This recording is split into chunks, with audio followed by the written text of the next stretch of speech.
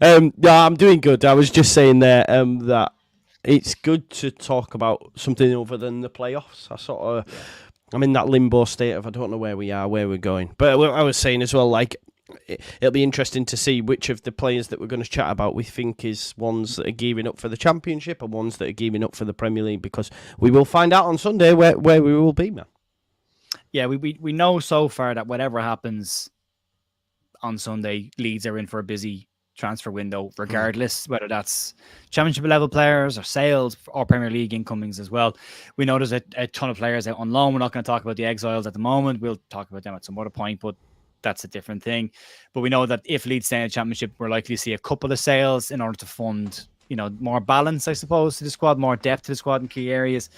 And if we get promoted, we're looking at a probably bigger transfer kitty or a higher caliber of player. And we've probably seen a couple of mixes of that this week already. But it's been, as far as credible enough news stories, it's been a busy week of transfer rumors. It's definitely kicked in big time this week. We've seen, and we'll talk about each of these individually, we've seen Josh Sargent, Edoardo Bove, Jordan Turner, James McAtee, and Marius Wolf all linked with Leeds. And in that, you've got an attacking midfielder, a centre back.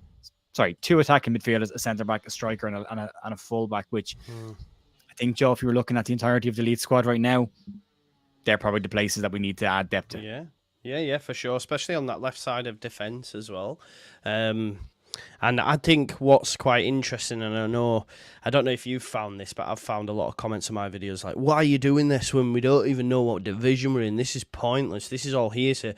But when you actually look at the people that are reporting it, especially when it comes to the two lads in the from the German side of the market, if you like, in Jordan Torun and Marius Wolf, they're both from really top tier reputable journalists. So regardless of like people getting it, we don't even know what division is, the club is still preparing and the club is still reaching out, because and you mentioned there the positions that we need are the positions that we're hearing about. Attacking midfield are definitely one, and the left side of defence. Here's a question for you, Joe. Like, do you think that's just for numbers, or is it because they worry about Strauch's fitness and issues with his?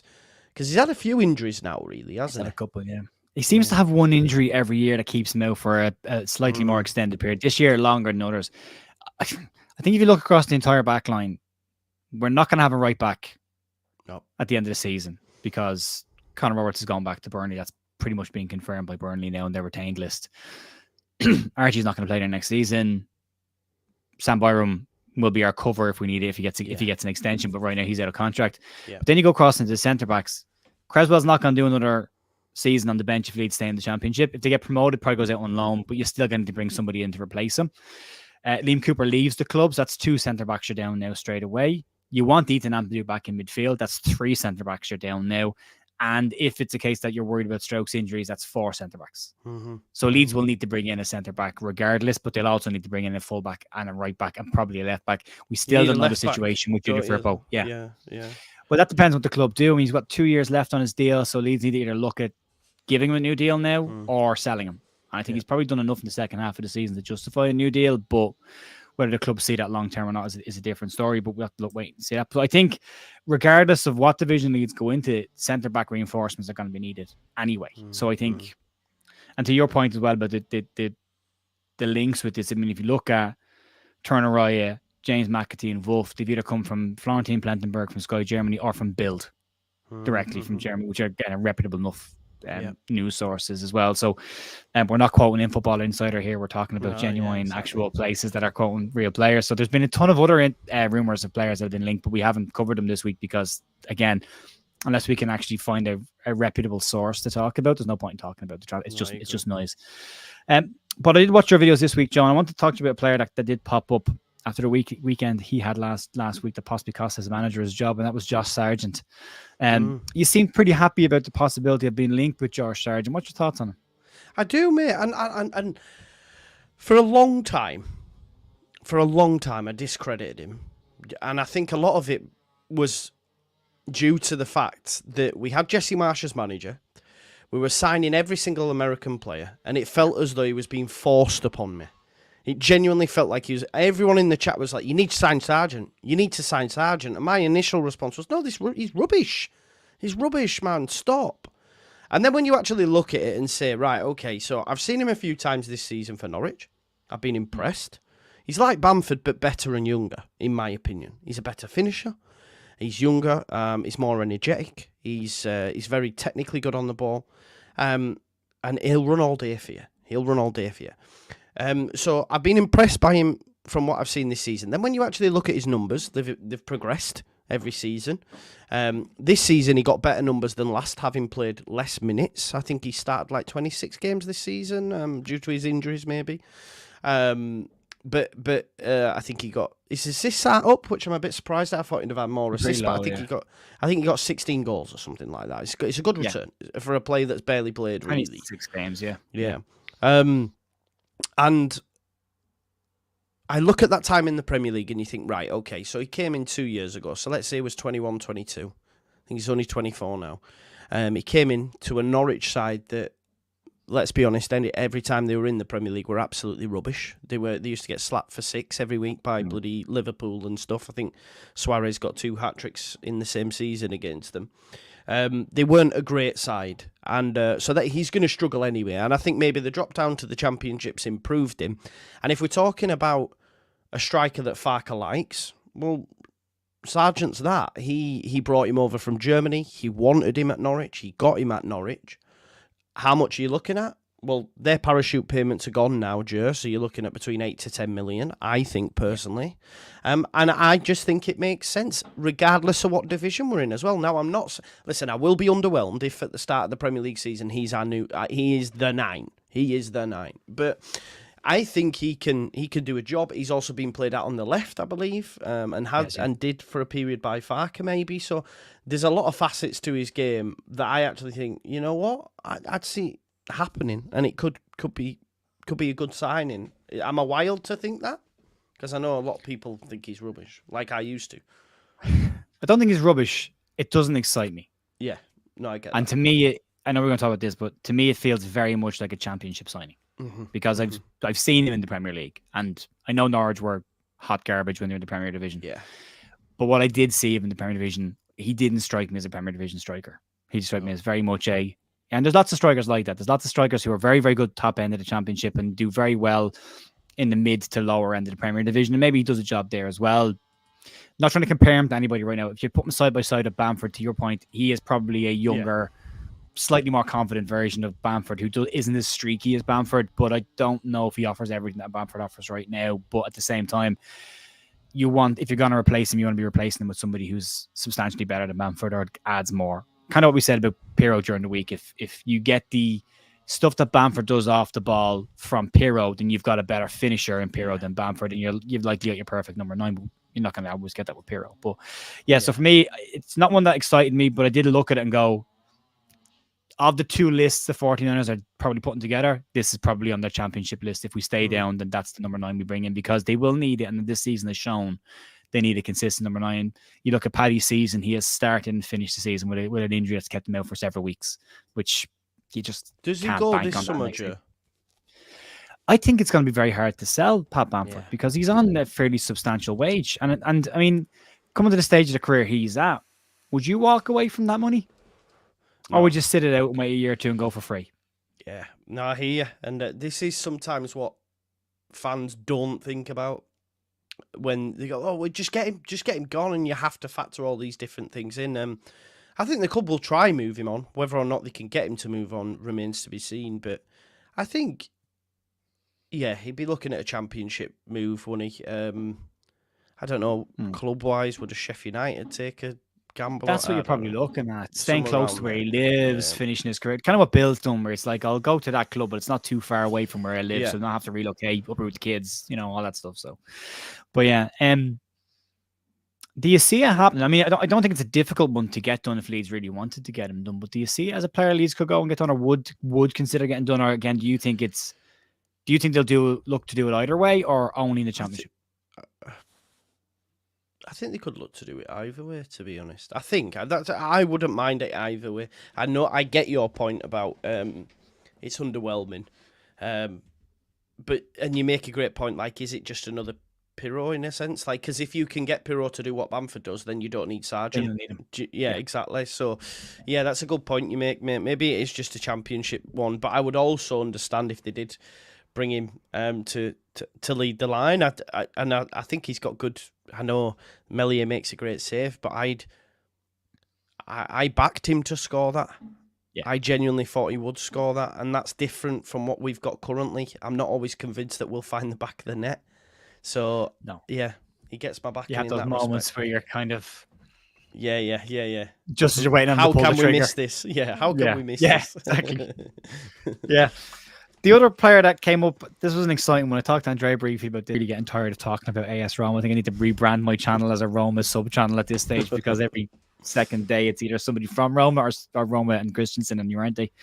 But Edoardo Bove was linked, who is an attacking midfielder, can play as a 10, plays wide. They describe him in Italy as an inside winger, which essentially is a 10.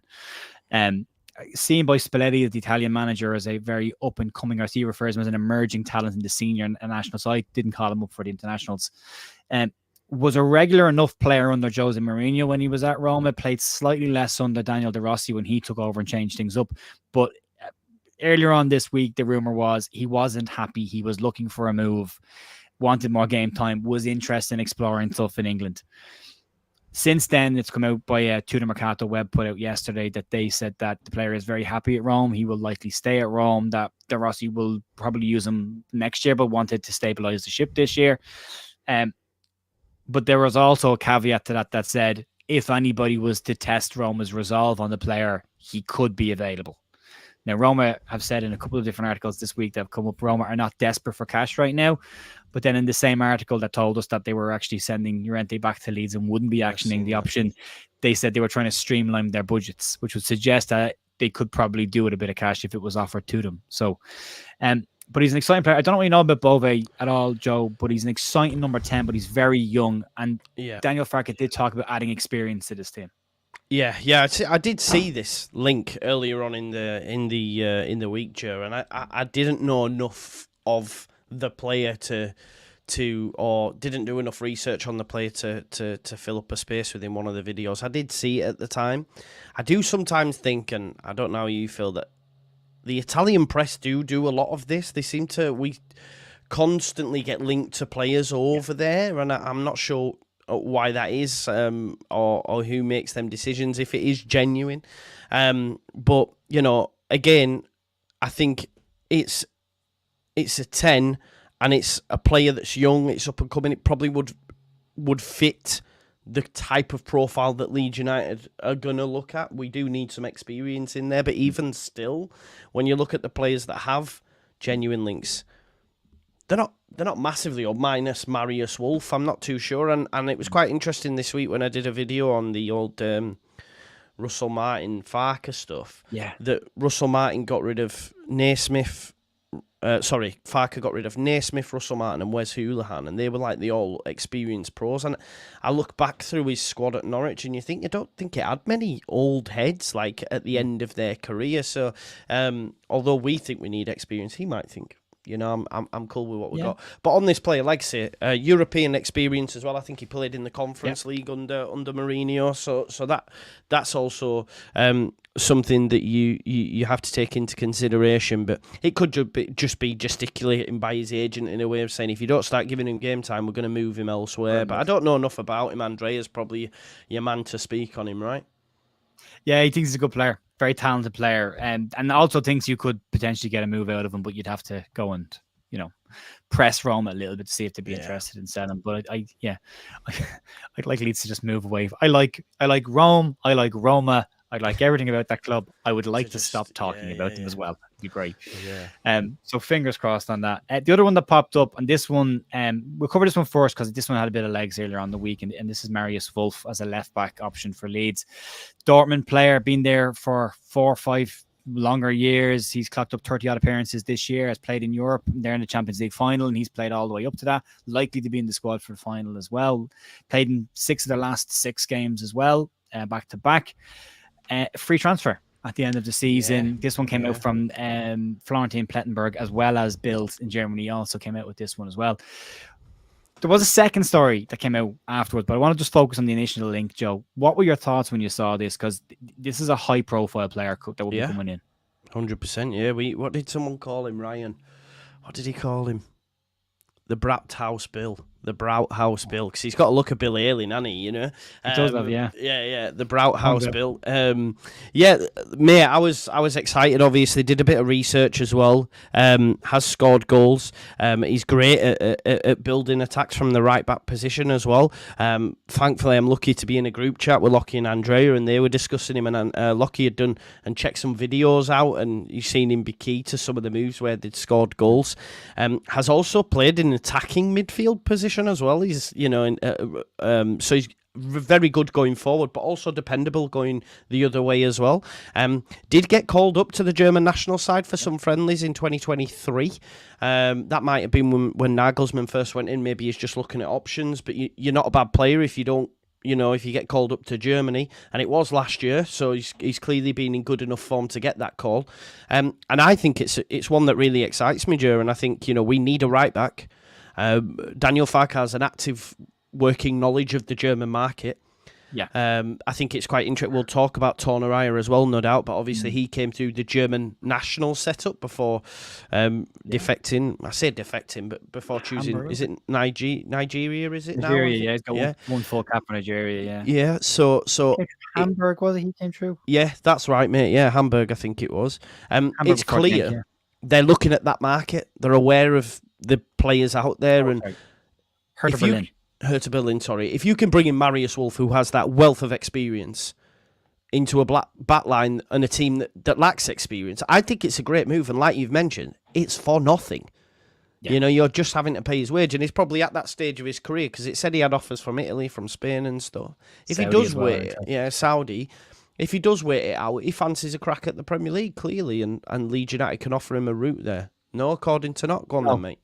This one. Sorry, I'm replying to Jason. We're not linked with O'Brien. Not yet, anyway. That'll come with the Ryan Kent one later on the window. Yeah, 100%. And what's his face? Bryce Asaya Samuel and Michi Batshuayi. We always get them too. I still think there's something in the Batshuayi one. No, man, surely not. Decent season, couple of seasons in Turkey. He wants to get out of there. I don't know. Maybe. The one I was the same as you. Very excited, but just thought this is a proper Premier League signing. This looks like the proper Premier League list. That's get your back. And we said this, going back to probably the start of the season or even last year. If you look at what, see his face, and I can't remember his name. Our new scouting director, not Jordan Miles. Not Jordan Miles, not Greta Science. Nick Hammond. Nick Hammond. Yeah. The first thing Nick Hammond, when he went to Newcastle, was built the defence first and stopped them conceding goals. And if you look at Leeds going to the Premier League and you're looking at a player like Marius Wolf and you're looking at bringing in an established top-end European defender who can do a job for you to sort out your defence, and as you said, can do both things, go forward and backwards, which is, so that to me kind of just went, this looks like a sensible signing. Yeah. Now, there was a story that came out the day after, and I covered this as well, which was a bit more interesting and a bit more meat on the bones. And it was basically a spokesperson or a source from within Dortmund that had said the reasons why Dortmund were not going to give him a new contract, because he's 27, 28. He's not a bad age. Has played 30-odd games. You think you're in the Champions League final. Why would you not give him a new deal? He's on £98,000 a week. This is what his salary is believed to be, which is a lot. Now, I think Paddy was on that in the Premier League, and his last deal was roughly around that as well. So it's not unusual amount of money in the Premier League, but it's a sizable cash if you're going into the Premier Division. And apparently Dortmund had said the reason that they weren't offering him a new contract was they didn't believe he was doing enough to earn that salary. So on that basis, they were going to let him leave. Now, that was the only little pop in the head of, okay, not saying the word attitude out loud, but maybe the work rate's not what they need it to be for him to be a consistent player. Should he be on that much, though? I don't think so. 98k. That's a lot of money if that is true. Like, he's not getting anywhere in that. I mean, I'd be annoyed at Leeds if they paid the right back 100k a week. You know, it's not Trent Alexander-Arnold we're dealing with. I think he probably, again, to your point about his age, I think the next deal he get could be negotiated down because of his age. Yeah. You know, we'll give you 4 years, but you're not getting that money. But the fact that you've got Saudi teams hanging around means he might get that money. But in Saudi, for sure. you have to go and move on to get that. So Yeah, that was the only bit for me that I just thought, okay, there's maybe a slight issue around work rate or output that he's putting in. But again, it's a small thing compared to everything else he's done. I mean, you still don't play a guy 31 times in a season if you're not happy with how he's playing. You just don't play him. And if you're Dortmund, you just get a replacement for him. So, but that was the only one just to keep in mind, that one. But it was an interesting one. But a player that I think very much shows on the Premier League list and not on the Championship list. Yeah, I would say so. Yeah, he's not going to come, is he? Because I think, like you mentioned, if we don't go up, he's definitely moved to Spain, to Italy, or to Saudi. I think. Yeah, not going to come to the Championship. Yeah, rattle through a couple of questions before we get to the last two before we wrap up. A super chat from the official Zoom. Thanks for that. Would you do Cameron Carter-Vickers from Celtic? Watched a bit of him. As an Irish person, I always have a keen interest in Celtic, and I watched him. He's been very good for Celtic in the last couple of years. He's 27, I think, possibly 26. Was at Spurs. I was going to say he's had an opportunity in the Prem, but he was just loaned out constantly. He never played a senior game for Spurs. Was loaned out the whole time. I think he was at Luton for a year. He was at Bournemouth in the Premier League for a year, played 20 odd games. I think he's very good at the level he's at. He might be, again, one of these players just needed a bit of love and a bit of, a bit more game time to find his feet. But he's been very good for Celtic. I don't know if he would be as good stepping down, especially step up, isn't it? And I'm not being disparaging towards Scotland, but the gap's huge. I remember, was it Chris Boyd, the all-time top scorer? Oh, yeah. And he went really to Middlesbrough in the Championship and did nothing. So, yeah, it's hard. There's been loads up there that you've looked at and thought, really good player. Now, there have been the odd one that have come down and worked, but it's never a guarantee that you know. Well, Van Dijk was at Celtic, weren't he? But again, the outlier probably more than the actual rule. Yeah, of course, because the bulk of them have come down, either go League One or Championship, and then Patrick Roberts is a great example of this. When he went from Man City to Celtic, he was phenomenal. They gave him the number 7 shirt, which is a big deal up there. He was phenomenal for Celtic. Phenomenal, loved. Went back to Man City, left Man City, Preston. Mate, he can't get in at Middlesbrough. He's on loan. Wasn't he at Middlesbrough? He can't get in at Middlesbrough. Middlesbrough went on loan to Preston, I think, or something like that. He went out on loan again. But you're just thinking, I would rather play every second week in front of 80,000 people in Celtic Park than be in and out of the Middlesbrough team. Struggling in the middle of the league. But that shows you he came down from Celtic after being on fire, and you assume he's going to get a Premier League move, no problem. Yeah. And then all of a sudden he ends up in the Championship, and he's just been to a point where I'd actually forgotten he existed for a bit. And I was like, then it popped in my head, I was like, what the hell? I think he played against us. I was like, Jesus Christ, that's Patrick Roberts. Where did he go? So it's not always a guarantee, but he has had a good year this year. And quick from Jason O'Keefe, Football Insider now saying that Leeds will get a point deduction if we get promoted. Well, there you go. That's all you need to know, Jason, isn't it?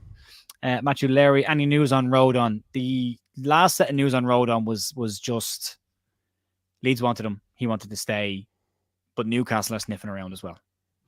Okay. But that's Newcastle will move there.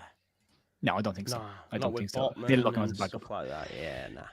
Yeah, he's a backup. I think they're looking at him as a backup for Botman, but I'd be surprised if Joe Rodon, hands in his card to Spurs and then goes there. Spurs, exactly. It'd be silly for him to make that move. Yeah. Well, Spurs have put out their retained list and he's not on it. So he's not staying at Spurs. So he is going to go. So does that one. And then same thing. Have a chat about Rodon. Does he stay if you go? I think there's a strong chance he stays either way. Yeah, I think so. Yeah, I think so as well. Way. Yeah, I think so. Yeah. What do we think? What do we do with Pirro? I think we've already said this. I think with Pirro, it's straightforward. If we can get the same output from Pirro again that we got against Norwich, if he plays the same way, I think he probably becomes your number 1 striker. If he doesn't, then you've got to look at another striker and possibly moving him on at some point. But what do you think? Yeah, I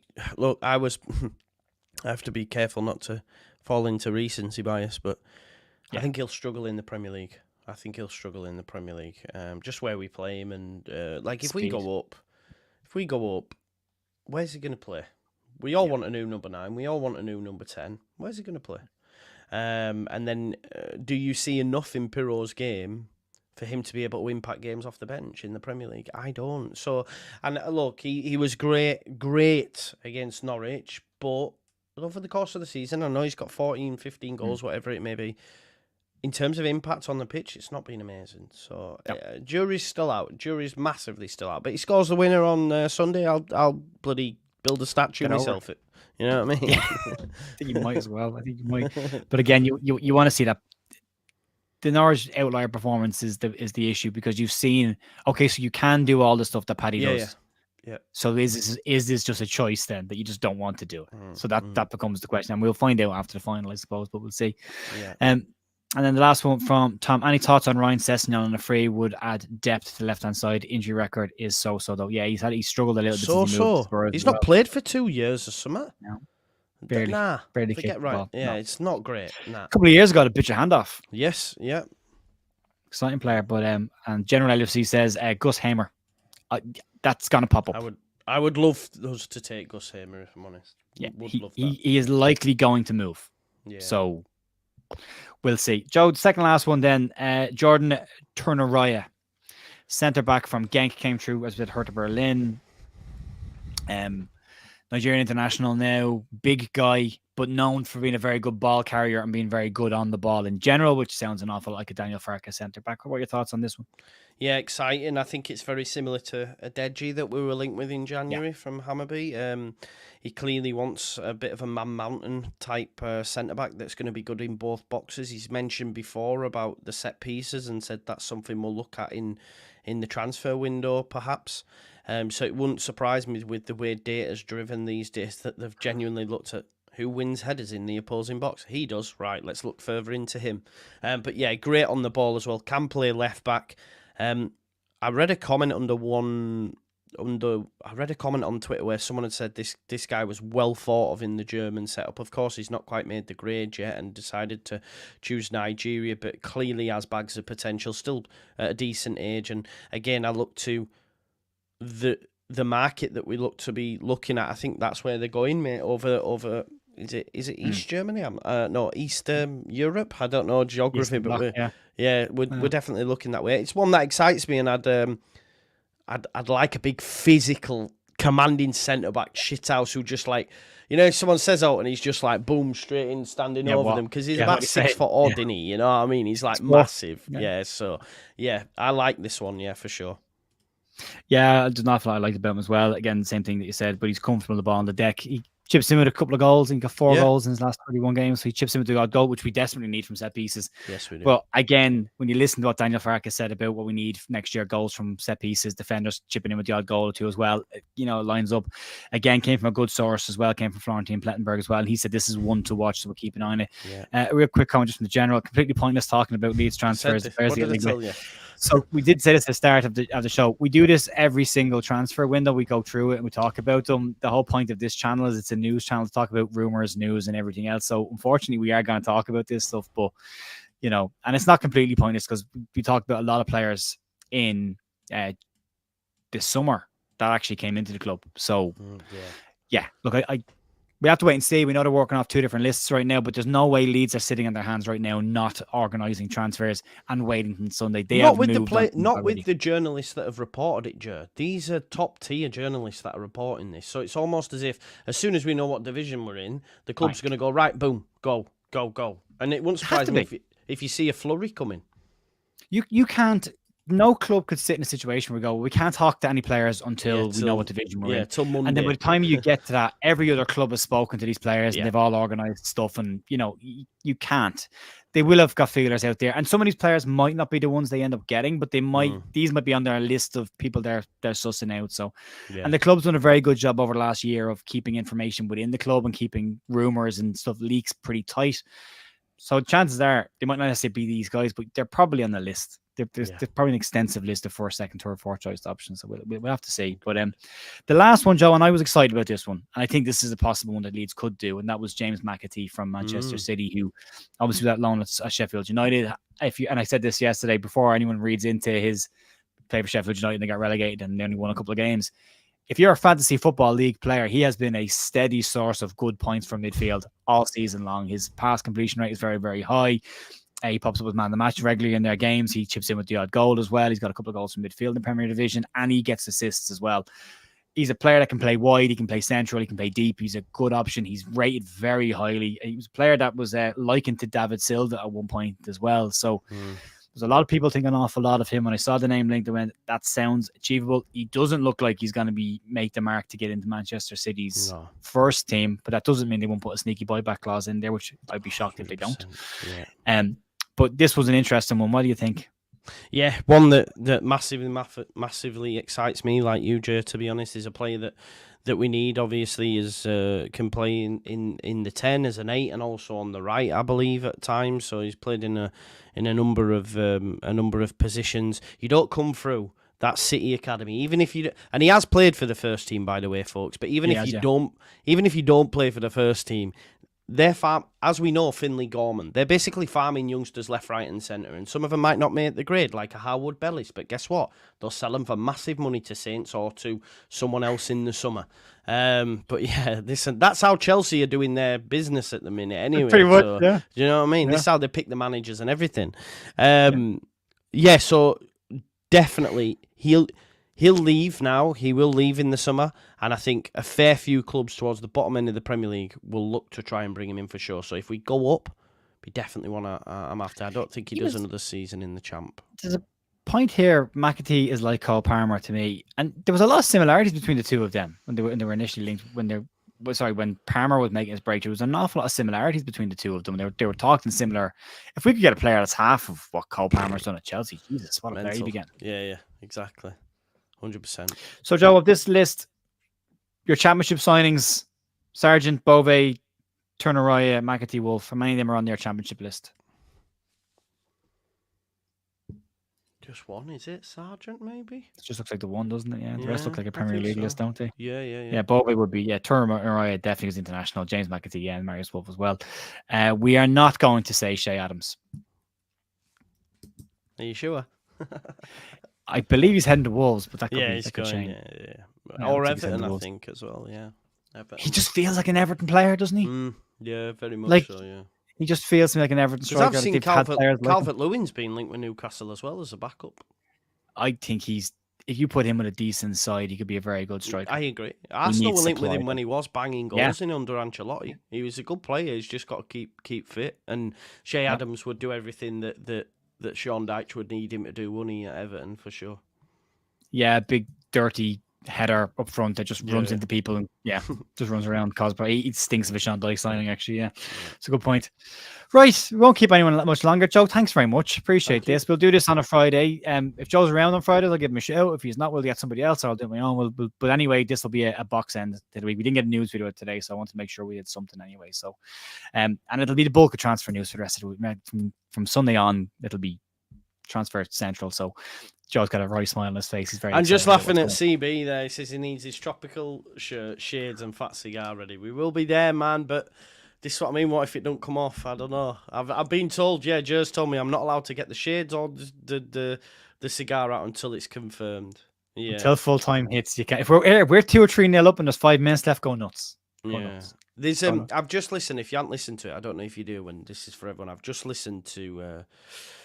Finished it and listened to it over 2 days, but the top 20 preview of Southampton versus Leeds. It's very good, very in depth, some very good key points in there, and I just can't split us. Joe. They think it might go to pens. To be honest, they even went down to the minutiae detail that Alex McCarthy's saved. Basically, Alex McCarthy's saved 9%, Mellier's saved 9%. The only ones that have scored penalties in the league for us, Pirro's missed one, Somerville's missed one, and there was someone else. But Southampton, they've got goals. I don't think he'd play though, right? So, but Southampton, they've all Stuart Armstrong, Adam Armstrong, Shea Adams, Ryan Manning. They're all penalty takers and have all got a good record. So if it goes to pens, we're done. I think. Let's not get there. Let's hope we get done. Yeah, exactly. Yeah. Right, folks, massive thanks as always. Joe, what's going on your channel? You have some stuff out today as well. Anything you want to push? I just did a reaction to the press. I think I'm going to have a day off. I'm somewhere else. I'm on another channel at 8:30. I think I'm just going to pre-record a preview, put that out tomorrow because I'm spending the day away from it tomorrow, just going out for the day. And then, but I will pre-record my preview because then Sunday it's just going to be like on it. I think I might even start the watch along earlier than normal and all that sort of stuff because it's a big one. Okay. So. Probably a pre-record to tomorrow preview, and that'll be a lot. I need a nice little break. Deserve break coming up, mate. Deserve break coming up. I will be back at some point this evening, possibly at 7 or after 7. As was mentioned, Andrew Stats Dalton is on ITV tonight on the calendar. Yeah, he's on bloody commentary at Wembley this morning. And he's commentating. I'm so excited for the guy, though. I was like, I want some of that, man. I would imagine that. Wembley commentary. Wow. Goosebumps stuff. Amazing. That's amazing. I'm delighted for him. Andrew he's a good mate, and he's been brilliant for the channel as well. He's been here every week with me. So yeah, I'm delighted that he gets to do this. But he's also on ITV tonight, so go check him out. And he might hopefully, if he gets back in time, will be on for our final match preview of the week. We've done a couple this week with Adam Pope, and we've done one with Andrea as well. So it'll be our final one for the week. And then, as Joe's already said, I'll be off tomorrow as well. And then I'm in the Camden Bar on Sunday in Dublin. For anyone who's interested in getting a bit of an atmosphere for the Leeds game, if you're in and around Dublin, head to the Camden Bar. There's no booths or seating area left, but its walk-ins are available. Holds about 1,000, 2,000 people. There'll be probably 500 Leeds fans at minimum in it. Wow. So if you want a bit of an atmosphere and you want to get in on the festivities without being able to go to the actual game, head to the Camden Bar in Dublin. It's on Georgia Street, Upper Georgia Street, and I will be there myself. I think as well, I think Leeds have been given box park in London, but you need, and that's amazing. But you need to have downloaded tickets online, folks, before you go. Don't just turn up. So if you are going to London and you want to go to box park, look into that, because I've seen a lot of that flying about, and you don't want to turn up and then be turned away, because box park is amazing. So you don't want to be turned away at the door, So check that out. There's a small village at Boy that's not far from where I live, other side of the county. And I was talking to one of the guys that I know from there today, and he was saying there's 50 Leeds fans from that town have already organised and taken over a pub in Atboy for Sunday. We're everywhere. We're absolutely everywhere in this country. But let's just hope it's not like Watford, because that was a big thing as well. And we got and then it flopped. I know it was so bad. Also, meant to say it, they'll kill me if I don't say this. The Navan Whites, who I was a member of for a long time, Supporters Club, they are in the Stonehouse Bar in Navan on Sunday as well. So you can, if you're in the Navan or Mead area, you can go check that out as well. So anyway, right, enough of that. Time to go. Folks, thanks very much for watching. I will be back later on. I'll talk to you then. Have a great rest of your day. See you. Bye.